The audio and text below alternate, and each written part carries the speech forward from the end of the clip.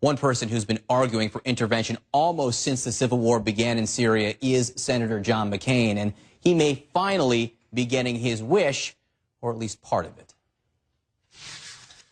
The senator joins me now, and Senator McCain, the White House makes clear that the U.S. will start providing military assistance to the rebels. Presumably that means weapons. So what weapons are you comfortable giving the rebels there, and are there any weapons you are not comfortable giving them? I am comfortable with giving them whatever the weapons they need to defend themselves against the onslaught of Russian weapons of the most sophisticated kind, Iranian weapons, and the kinds of unequal battlefield that we're in today. And I am absolutely convinced that we need to have heavy weapons, both anti-tank and anti-air. And finally, could I say, unless we take out Bashar Assad's air assets and establish a safe zone, it will not change the favorable conditions on the battlefield for Bashar Assad. Let me ask you frankly, are the rebels losing right now? Absolutely. There's no doubt about it. I received a call from General Idris a few nights ago that portrayed the situation in Syria as dire, and obviously it's fallen. Next is Aleppo. They're using their air assets to fly men and equipment in and then surround the city, and the bloodletting and the massacre goes on, much to our shame. So will this be enough to turn the tide, the weapons that will be going in now? It will not. We have to establish a safe zone, move the Patriots missile batteries close, take out with cruise missiles their air assets and logistics on the ground, and establish that safe zone.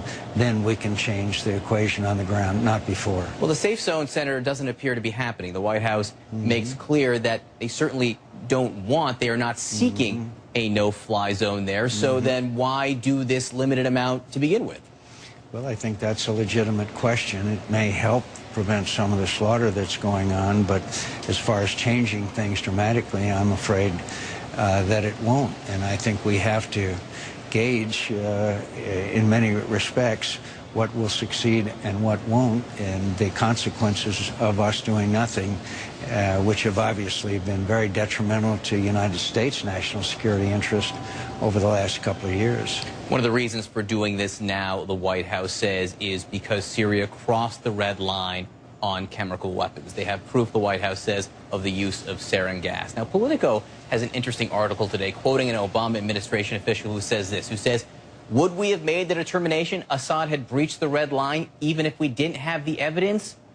Probably, says this administration official in Politico. So was the red line really sarin gas here, or was it the facts on the ground? Was it the fact that the rebels seem to be losing ground there?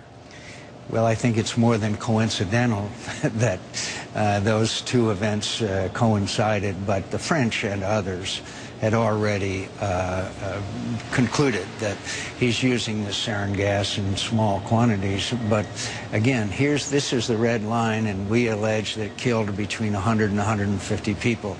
93,000 have been massacred as we have stood by and watched, and the casualty numbers continue to go up. It's disgraceful. You said it's more than coincidental that we're declaring the use of chemical weapons at the same time we're deciding to arm the rebels there. Are you suggesting somehow that politics are at play here, domestic politics?